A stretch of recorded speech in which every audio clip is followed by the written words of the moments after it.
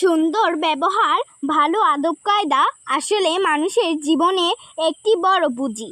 আর মন্দ ব্যবহারের কারণে আমরা অনেক কিছু থেকে বঞ্চিত হই এবং লাঞ্ছিত হই।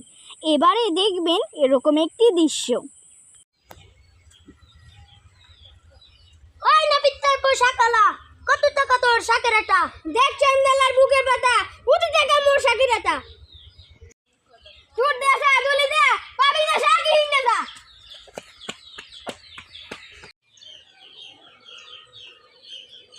সোনামুখীর ছেলে রূপমুখী, কত বিঘায় তোমার শাকের আটি? ভালো মাংসের ভালো বলি, মাগনা নিয়ে যাও কয়েক আটি। নেন ভাই রাখেন, টাকা রাখেন। লাগবে না ভাই, লাগবে না। রাখেন ভাই রাখেন। লাগবে না ভাই, লাগবে না। ভালো মাছের ভালো বলি, মাগনা উপায় সোনার তরি। ও কি দেখ খালি কা শাক আনো নাই? ওই বাজারে শাক ওরে নাই। ও গোলামের ফো গোলাম, সরিকাল বাজার প্রত্যেক দিন শাক ওরে।